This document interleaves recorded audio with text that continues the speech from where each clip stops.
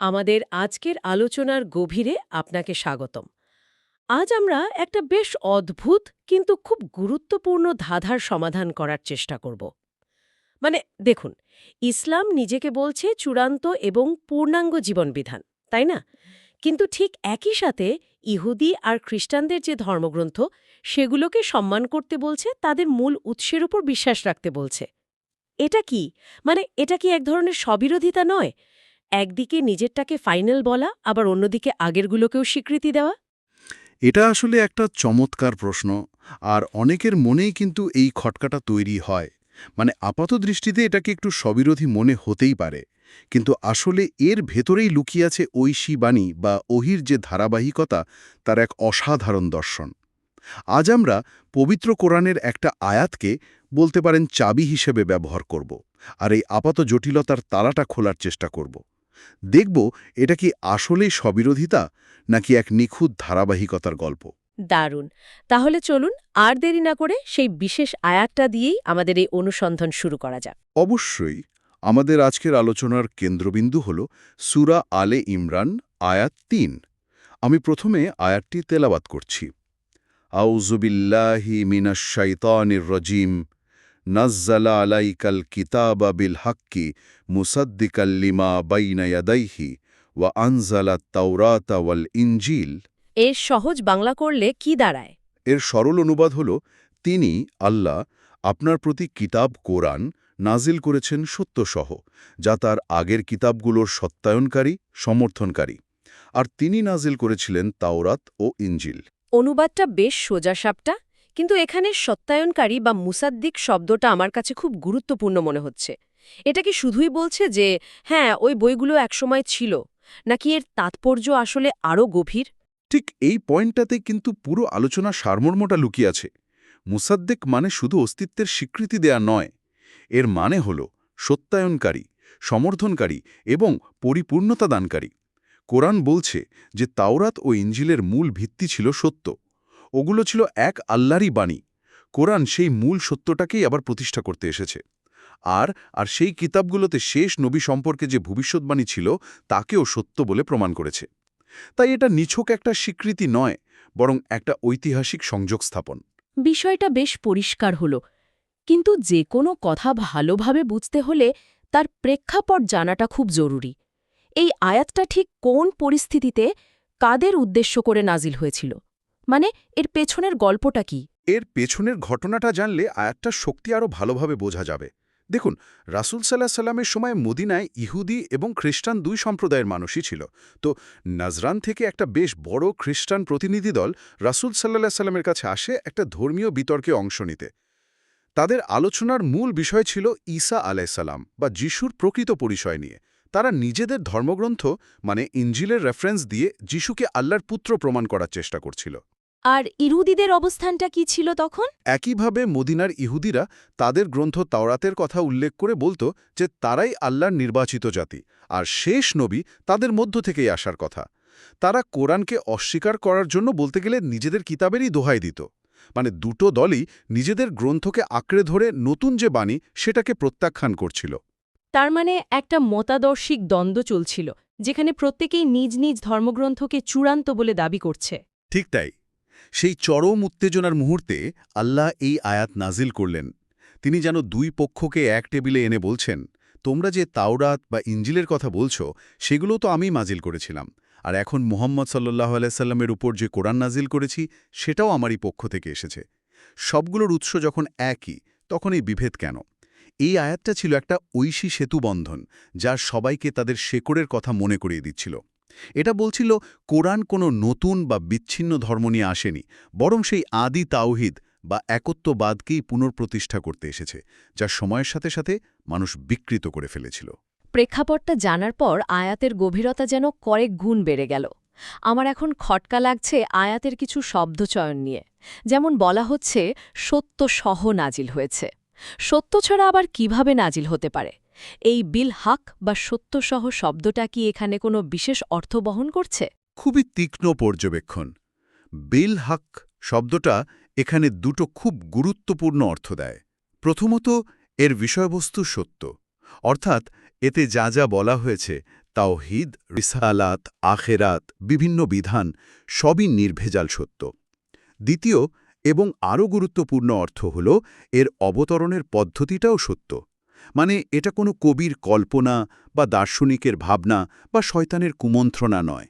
এটা একটা সুরক্ষিত উপায়ে জিব্রাইল আলাইহিসসাল্লামের মাধ্যমে সরাসরি আল্লাহর পক্ষ থেকে এসেছে। তাই এর উৎস, বিষয়বস্তু এবং পদ্ধতি সবকিছুই হক বা সত্য। আচ্ছা, আরেকটা শব্দ হলো নাজ্জালা। আপনি তেলাওয়াতের সময় শব্দটার ওপর একটু জোর দিয়েছেন। এর মানে তো আমরা জানি নাজিল করা, কিন্তু এর কি বিশেষ কোনো তাৎপর্য আছে? হ্যাঁ, আরবি ব্যাকরণের এর একটা বিশেষ তাৎপর্য আছে। দেখুন, আরবিতে আনজালা মানে হলো একবারে কোনো কিছু নাজিল করা, আর নাজ্জালা মানে হলো ধীরে ধীরে, ক্রমান্বয়ে বা অল্প অল্প করে নাজিল করা। কোরআনের জন্য নাজ্জালা শব্দটি ব্যবহার করা হয়েছে। এটা ইঙ্গিত করে যে কোরআন একবারে একটা গোটা গ্রন্থ হিসেবে আসেনি, বরং ২৩ বছর ধরে অল্প অল্প করে প্রয়োজন অনুযায়ী বিভিন্ন ঘটনার পরিপ্রেক্ষিতে নাজিল হয়েছে। এই ধীরে ধীরে নাজিল হওয়ার পেছনে কি কোনো বিশেষ উদ্দেশ্য ছিল? অবশ্যই ছিল। এর একটা গভীর মনস্তাত্ত্বিক এবং সামাজিক দিক আছে। প্রথমত, এর মাধ্যমে মানুষের জন্য বিধানগুলো বোঝা, গ্রহণ করা এবং জীবনে বাস্তবায়ন করাটা সহজ হয়েছে। একবারে শত শত আইন তো চাপিয়ে দেওয়া হয়নি। দ্বিতীয়ত, এই ২৩ বছরের যাত্রাপথটা ছিল একটা গোটা প্রজন্মকে, বলতে গেলে হাতে কলমে প্রশিক্ষণ দিয়ে আদর্শ মানুষ হিসেবে গড়ে তোলার একটা প্রজেক্ট। প্রতিটি আয়াত ছিল এক একটা বাস্তব সমস্যার সমাধান, এক একটা সামাজিক পরিবর্তনের এক একটা ইট। তাই কোরআন শুধু একটা পাঠ্যগ্রন্থ নয়, এটা একটা জীবন্ত আন্দোলন আর সমাজ গঠনের ঐতিহাসিক দলিল। এবার আমরা আলোচনার কেন্দ্রে ফিরে আসি, সেই মুসাদ্দেক বা সত্যায়নকারী শব্দটিতে। আপনি বলছিলেন এটা আগের কিতাবগুলোর মূল শিক্ষাকে সমর্থন করে। কিন্তু বর্তমানে প্রচলিত যে বাইবেল, মানে ওল্ড টেস্টামেন্ট ও নিউ টেস্টামেন্ট, সেগুলোর সাথে তো কোরআনের অনেক বিষয়েই অমিল দেখা যায়। তাহলে কোরআন ঠিক কোনটাকে সত্যায়ন করছে? এটাই তো সেই মিলিয়ন ডলার প্রশ্ন। কোরআন বলছে এটি লিমা বাইনা ইয়াদাইহি, বা এর সামনে যা কিছু আছে সেগুলোর সত্যায়নকারী। মুফাসসিরগণ বলেন, এখানে সামনে যা আছে বলতে তাওরাত ও ইনজিলের সেই মূল অবিকৃত সংস্করণকে বোঝানো হয়েছে, যা মুসা আলাইসাল্লাম এবং ঈসা আলাইসাল্লামের ওপর নাজিল হয়েছিল। কোরআন এসে কিন্তু পূর্ববর্তী ধর্মগুলোকে মিথ্যা বলেনি, বরং বলেছে যে সেই কিতাবগুলো তাদের মূল রূপে সত্য ছিল, কিন্তু সময়ের পরিক্রমায় মানুষ তার মধ্যে নিজেদের কথা, ব্যাখ্যা এসব যোগ বিয়োগ করেছে। তাহলে কোরআনের ভূমিকাটা ঠিক কি এখানে? এখানে কোরআনের ভূমিকাটা একটা ঐশী ফিল্টারের মতো। ঐশী ফিল্টার?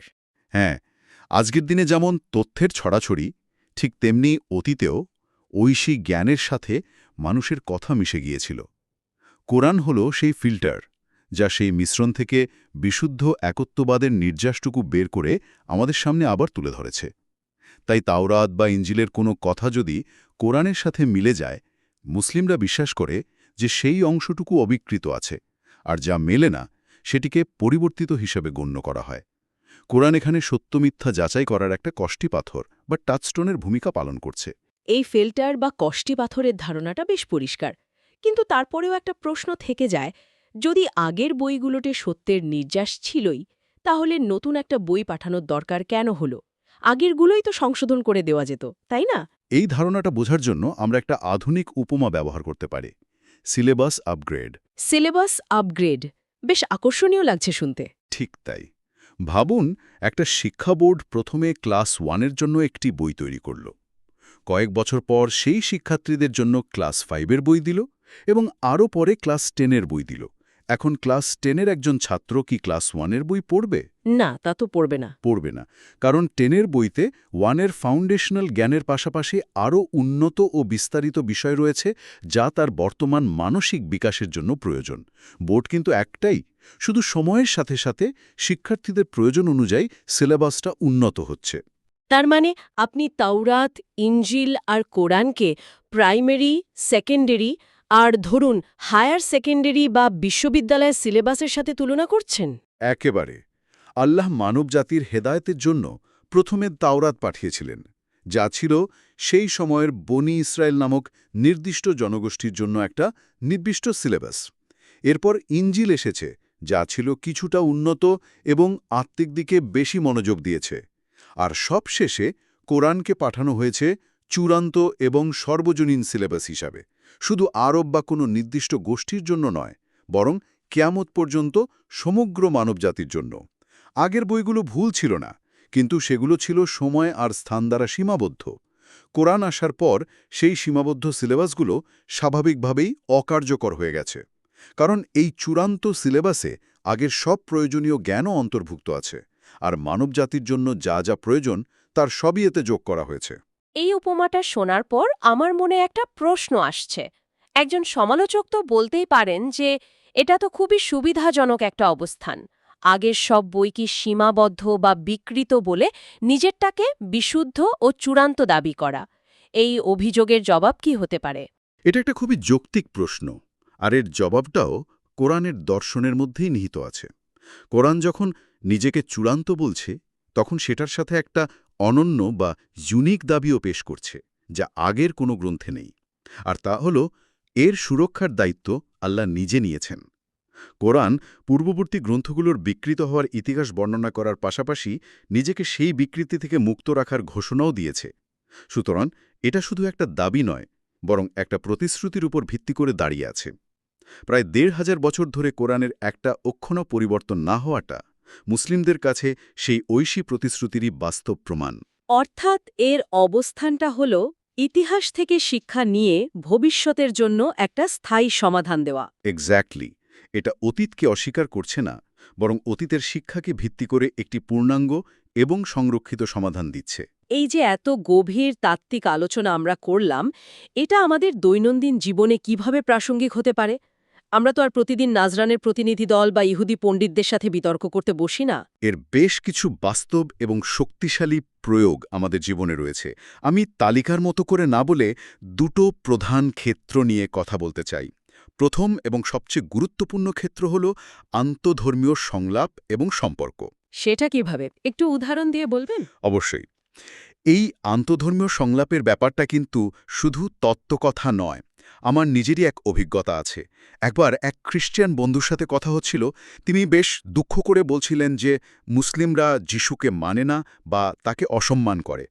আমি যখন এই আয়াতের ধারণাটা তাকে বুঝিয়ে বললাম যে আমরা শুধু যিশুকে বা ঈসা আলাইহিসসালামকে নবী হিসেবে মানি তাই নয়, তার উপর নাজিল হওয়া মূল কিতাব বা ইনজিলকেও বিশ্বাস করি, এবং কোরআন তাকে আল্লাহর বাণী ও মরিয়মের পুত্র হিসেবে সর্বোচ্চ সম্মান দিয়েছে, তখন তার চোখে মুখে যে বিস্ময় আর আন্তরিকতা দেখেছিলাম তা ভোলার নয়।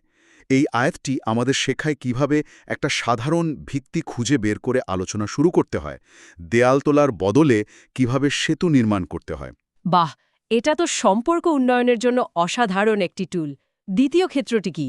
দ্বিতীয় ক্ষেত্রটি আরও ব্যক্তিগত। এটি আমাদের নিজেদের বিশ্ববিখ্যা বা ওয়ার্ল্ড ভিউ গঠনে সাহায্য করে। এই আয়াতটি আমাদের শেখায় যে ইসলাম কোনো আকস্মিক বা বিচ্ছিন্ন ঘটনা নয়। এটা আদম থেকে শুরু হওয়া এক দীর্ঘ ধারাবাহিকতার চূড়ান্ত পরিণতি। যখন আমরা ইতিহাসকে এভাবে দেখি, তখন মুসা আলাহেস, ঈসা আলাহেস এবং মোহাম্মদ সাল্লাল্লাহু আলাইহিসাল্লামকে একই মিশনের ভিন্ন ভিন্ন অধ্যায়ের নায়ক হিসেবে দেখতে পাই।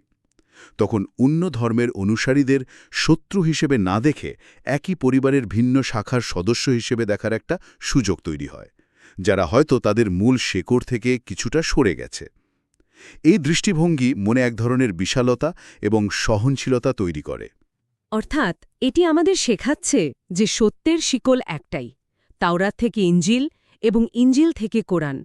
আমরা পূর্ববর্তী সব নবী এবং তাদের উপর নাজিল হওয়া মূল কিতাবকে সম্মান করি, কিন্তু অনুসরণ করি শুধুমাত্র চূড়ান্ত এবং সংরক্ষিত গ্রন্থ কোরআনকে, কারণ এটি পূর্বের সকল সত্যকে নিজের মধ্যে ধারণ করে আছে। একেবারে নিখুঁত সারসংক্ষেপ।